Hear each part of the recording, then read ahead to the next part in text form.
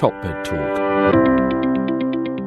Good morning and welcome to AANA 2018 Annual Congress.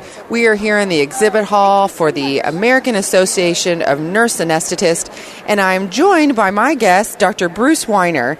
He is the president of the AANA, and his term finishes this Thursday, I believe. He is adjunct faculty at the University of South Florida in Tampa, and he's also a clinician at Envision Healthcare. Bruce, thank you so much for joining us. I really appreciate you taking the time to sit down. Thank you. Good morning. It's great to be here. Yeah. So have you ever been on a podcast before? I have not. Well, as your outgoing last presidential duty is to sit down with us on TopMedTalk. Well, that's great. It's great to be here. Yeah. Thanks for taking the time. I know that you are. There's a lot going on here now. So just to kind of dive right in. A couple questions. First of all, any words of wisdom after you've spent the last year as president of the American Association of Nurse Anesthetists?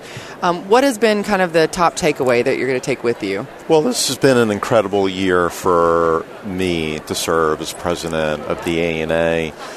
One of the things that we have focused on this year is engaging our members, ensuring that we truly hear from all of our providers, and that holds true with our theme of being a member-driven organization.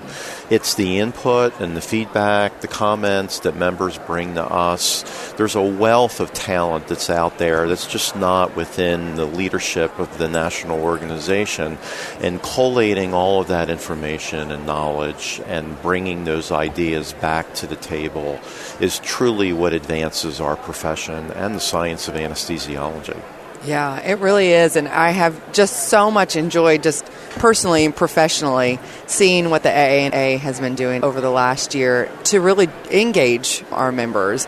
I know that we're utilizing the AANA Connect and all these different formats and forums to have these conversations, because there's so many of us live in these isolated little microcosms of practice and we're not able to engage each other. So I think that's been really cool too. So. Right, and this is just, TopMedTalk is just another opportunity to reach out to providers and give them the information that they need. And, that's one of the issues that we have, I think, within our society is social media and a lot of misinformation that gets pushed out there. And it's nearly impossible for us to be available to respond on every single venue that is out there. Yeah. So we try to provide as much information as we can, and we've leveraged many different types of social media venues such as Twitter, Facebook.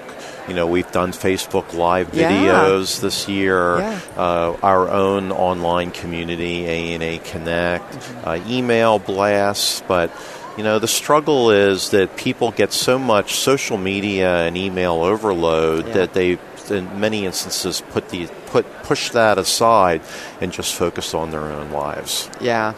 Well, I think you guys are doing a great job, and I can only see it improving over the next couple years. So good job on that. And thank you so much for your presidency this year. Everyone has commented on a great job. Well, thank you. It's been a true honor to serve this year. Yeah, very cool. Another reason why I was dying to get you on TopMedTalk is, personally for me, really exciting. I'm involved in the AANA Enhanced Recovery Shared Interest Group, and I know that we are piloting that for the first time as one of the first SIGs through the AANA, and very excited to see that you're participating in that and one of the members of that. And so I kind of wanted to sit down with you and just, ask you about your professional and personal experience with enhanced recovery and where you see the future of these shared interest groups going, and as well as what you think the benefit of doing the shared interest group is for our organization. So that's a real loaded question. It is. Because there's so much that we can talk about related to that. I think enhanced recovery after surgery is truly the way that we are transforming anesthesia care. We're a little late here in the United States to jump onto that bandwagon, but we're really gaining ground. as part of our advocacy actions directly addressing the opioid crisis, that truly is one of the answers to decreasing the overprescribing of opioids, is implementing enhanced recovery programs that utilize multimodal analgesia and regional anesthetic techniques so that patients go home sometimes with catheters, continuous local anesthesia infusion catheters, and don't need opioids to manage their pain. And we're seeing great success in that.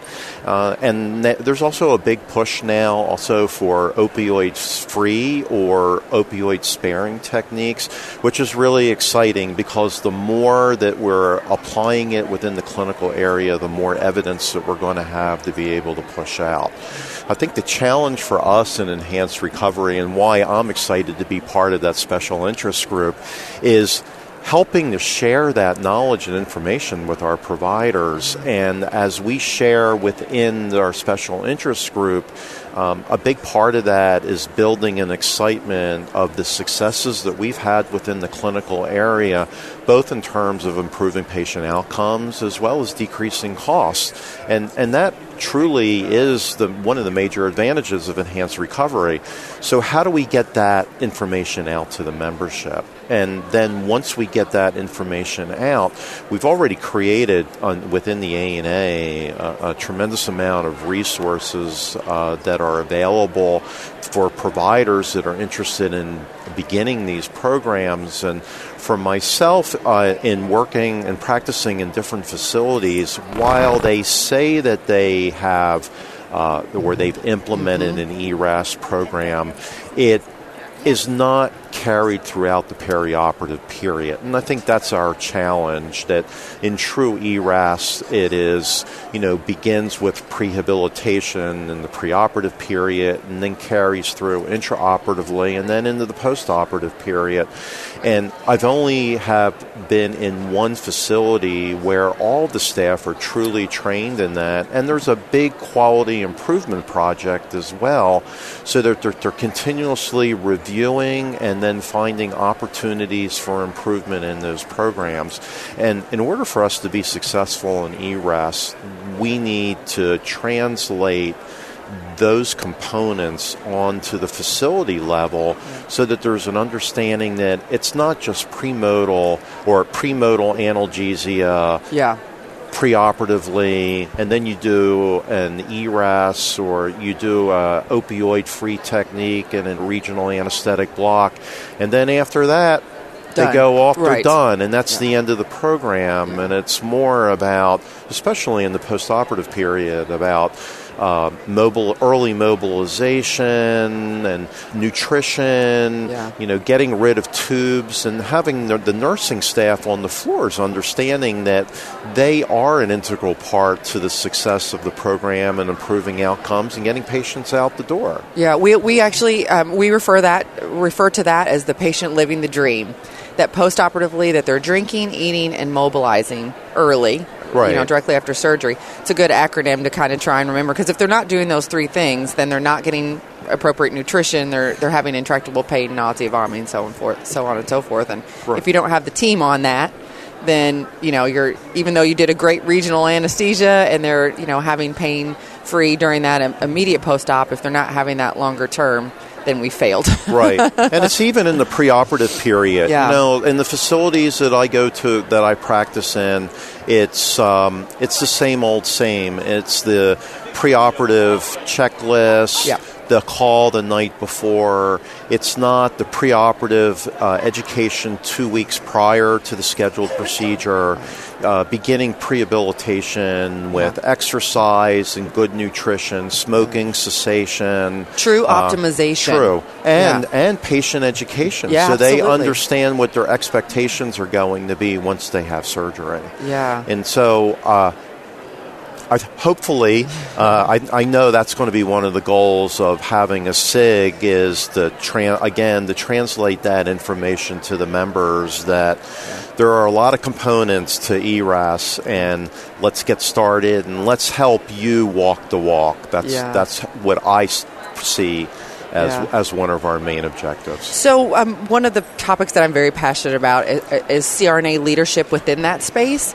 So how do you feel that CRNAs can maybe step away from the stool and get out from behind, the curtain and get into this space a little bit more and become leaders? So I think a big part of that is education in the C-suite, but that's got to be carried forward also to the surgeons and then within the anesthesia leadership.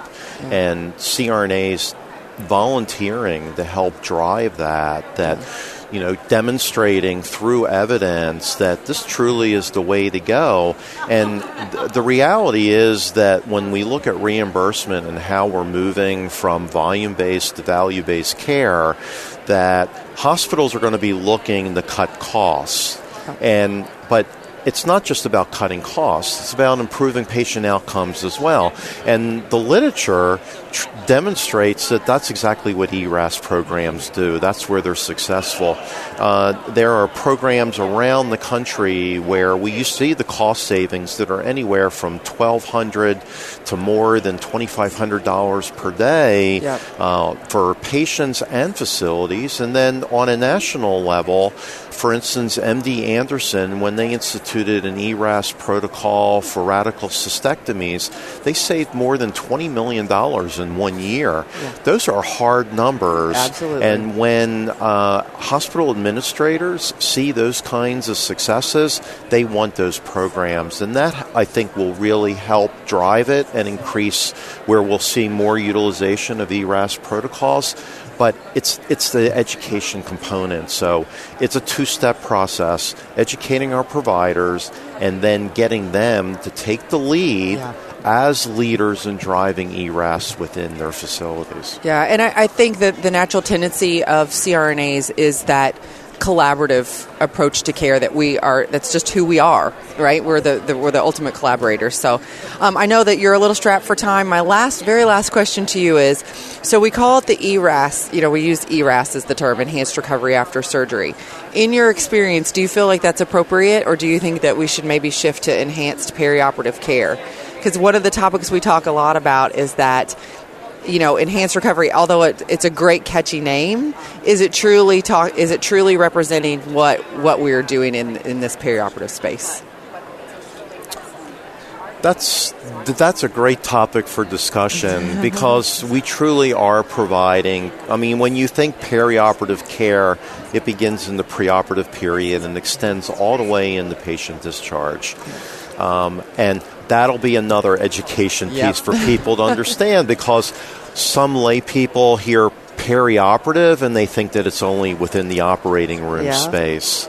And then those that hear enhanced recovery after surgery go, okay, well, that's what we're doing. We have a component in surgery, and then we may have something after surgery, right, after recovery, but there's no consideration about the preoperative period.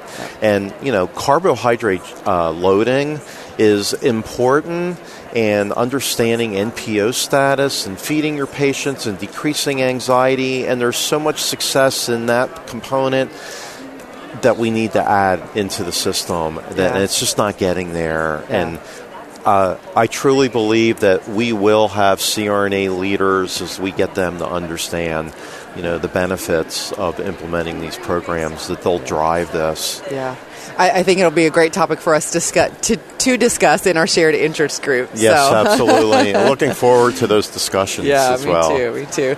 Well, Bruce, thank you so much for sitting down with us at TopMedTalk here at AANA 2018 Annual Congress. I look forward to a great rest of the conference here. And again, thank you for your presidency over this last year. Thank you. It's been a great ride. It's been my pleasure to serve the membership and to have their confidence and support this year. And we will continue marching forward and advancing our organization, and the future for CRNAs is bright. It is. Thank you so much, Thank Bruce. you. All right. Thanks for listening. Be sure to catch us on all your favorite social media platforms, TopMedTalk on Twitter, Facebook, LinkedIn, YouTube, and be sure to subscribe on our website at TopMedTalk.com. Thanks. Have a great day. TopMedTalk